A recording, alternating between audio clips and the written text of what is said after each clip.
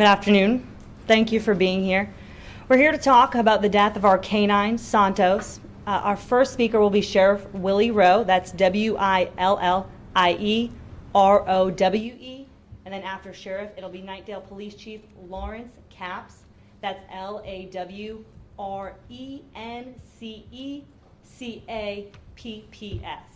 And then after they both have time to talk, we'll take a few questions. And if there's anything else at the end that you need help with, I'll be off to the side to help you before you leave. Thank you. Good afternoon, and thank you so much for being here. We appreciate your meeting with us today and give us an opportunity to share the fact that this is a day that none of us look forward to, but it comes with the territory. It's a reality of serving and protecting and trying to maintain public safety. As you're aware, this incident occurred earlier this morning where the K-9 from Wake County Sheriff's Office was fatally wounded. We're saddened and it's heartfelt. Our deputies and our staff are dealing with this matter, and we're coming together. We're happy to have Knightdale Police Department Chief here with us as we stand shoulder to shoulder and comfort one another through a situation that none of us look forward to, but we understand that we have to work through it and serve to the common good of all. So again, I thank you for being here, and let us know that this job is one of these situations where behind the smile there is a degree of pain, and even though there's joy to serve and protect, and there's dedication to duty, these type of situations always touch that never healing wound that exists because of the experiences that our officers and the families experience on a daily basis as we strive to serve and protect. So again, we thank you for your support and opportunity to share the fact that the Sheriff's Office and Knightdale PD are standing together to continue to work with all first responders to keep Wake County safe. Thank you so much. At this time, Chief Capps will come.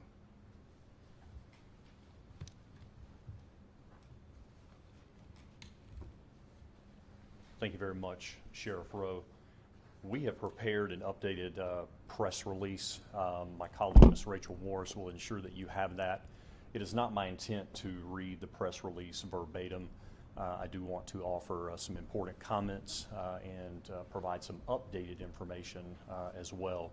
I think it's important to begin by reiterating my sentiment from earlier today. This is really a heartbreaking tragedy. The remorse and the level of grief that is felt by our officers and by our deputies is real, it is palpable. There is no playbook for something exactly like this. And in times where there isn't a specific protocol, as Sheriff Rowe said, we tend to rely on our relationships, our partnerships, the unity that we've developed to navigate these very difficult trials that we sometimes find ourselves in, and to effectively deal with the tragedies that are unfortunately a part of this job. I will say as well that we recognize that the loss of a police K-9 in many ways is just as impactful as the loss of a human being. There is an undeniable bond between K-9 handlers and their animal partners.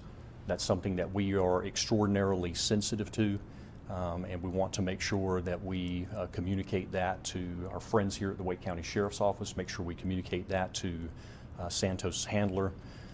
I want to give you just a real quick synopsis of how this thing played out in the early morning hours. My officers noticed a vehicle on North Smithfield Road with a revoked registration plate. The officers conducting a traffic stop around 12:30 a.m.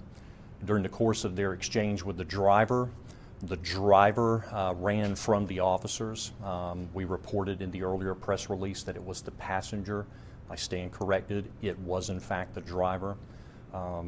The officers gave chase. They were able to confine the suspect in a particular area, called for resources and assistance to include deputies from the Wake County Sheriff's Office and K-9 Santos.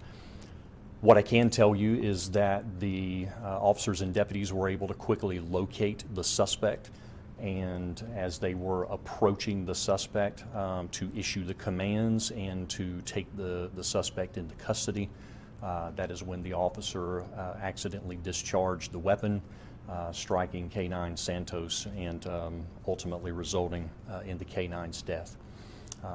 As I said, this has been an extraordinary tragedy for us, and I can only imagine much more so for the Wake County Sheriff's Office and for their deputies. As Sheriff Rowe mentioned a few moments ago, we have been in constant communication since this event to make sure that we are supporting our people and that we are supporting one another. And I don't anticipate that that level of cooperation, support, and assistance will change as we move forward. With that said, I want to also let you know that this is an ongoing investigation. There are some things that I cannot share. Because it is an internal affairs investigation, there are personnel components that I'm not at liberty to discuss. I can tell you that the officer involved is on administrative leave. This is a very common practice for most types of internal affairs investigations. I will tell you that the officer is 31 years old, assigned to the patrol division of the police department, and has been in law enforcement for about 18 months. We anticipate being able to share some more information once we continue with the investigation, once we get to a place where it's prudent to share some additional content, but for now, that is what I'm at liberty to discuss. And I believe at this time we can take just a few questions. Yes, ma'am. So how did the officer unintentionally discharge this weapon? Did he have it out? Was he following protocol? This is part of the review that we're conducting, and understand that everything that I share with you now is preliminary. It is policy for officers when they are tracking, particularly in a dark area looking for a suspect, to have their weapon drawn, to have a weapon available, particularly as they're following the K-9 handler, because the K-9 handler's attention is focused on the animal. So it is not uncommon for the officers to have a weapon drawn and to have a weapon deployed in this type of search. But as far as the particulars surrounding the discharge of the weapon, how all of that came into being, that is a part of the internal investigation that we're conducting. Was the entire 18 months with your police department, or has this officer worked elsewhere? No, ma'am. Part of that time was with another organization. Sheriff Rowe, your K-9 department has dealt with a great deal of loss over the last few months. What level of support do you guys need as you continue to move forward? We've received a great deal of support from our fellow first responders, also from nonprofit groups that reached out to us, the FPO, Back to Blue, NC, so, and the 200 Club. So we're very appreciative of our partners, and Knightdale is standing with us. So though we are heartbroken, and it's impacted us and happened here in the month of May, as we've been recognizing and honoring our colleagues who have fallen in the line of duty, this adds another blow to the fact of the reality that the dangers of this job. But we're healing and we're moving forward together. Is the deputy handler still active right now, taking time? What's next for the deputy handler? We're giving all members of our office time and space to process this, to deal with it, to support and comfort each other, and we'll continue to serve and protect, and we'll stand by each other to make sure we get through it. My question is for the chief. Do you have any indication of why the suspect fled in the first place? We do have some indication. I prefer not to share that right now. That is a part of the investigation associated with his arrest. It may be relevant in our internal investigation as well. We do have some idea, and that may be part of some of the additional details that we share when we're ready to do so. Thank you. Do we expect any body cam footage to be It would not be my intent to release body-worn camera footage in the custody of the Knightdale Police Department. I do not see any particular value in sharing that footage with the general public. What I can tell you is that it has extraordinary value for our internal investigation, and we will certainly be reviewing it extensively to find out exactly what led to this accidental shooting. But as far as my intent at this moment to release that footage, I do not intend to do so.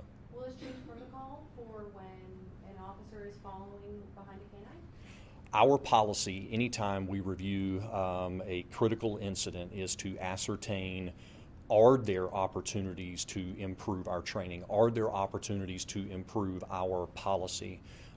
You never want a critical incident to serve as a teachable moment, but I think that if we fail to try to glean valuable lessons from things like this, then we are doing our officers a disservice and we're doing our communities a disservice. So that remains to be seen. It really depends on the outcome of the investigation and what we determine from our review. We have time for 2 more questions. If anyone has anything else.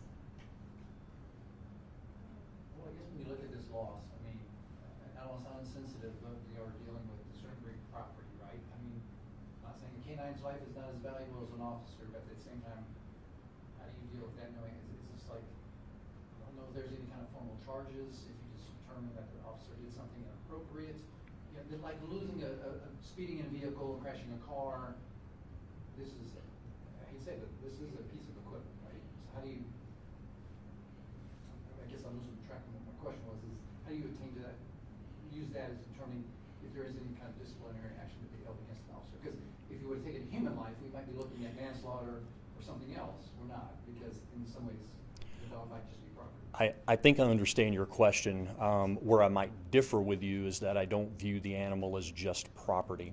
I view the animal as a very valuable member of the organization, and as I said earlier, sometimes the loss of the K-9 partner is just as impactful as the loss of human life.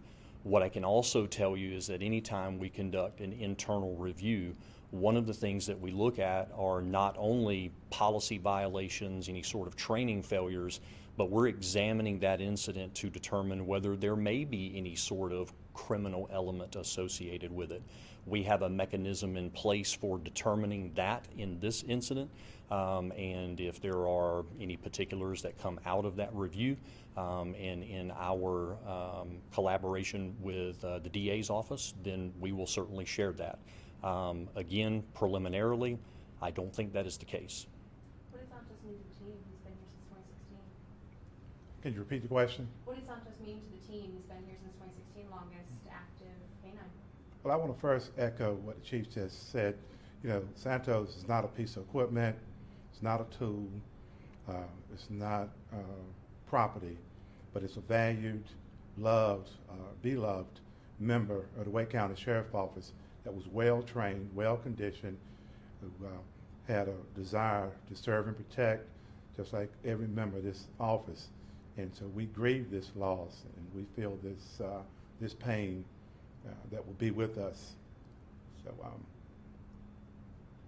Santos was the longest serving K-9, and again, very skillful, very dedicated, very attached to the K-9 handler and to all the members of the K-9 unit in this office.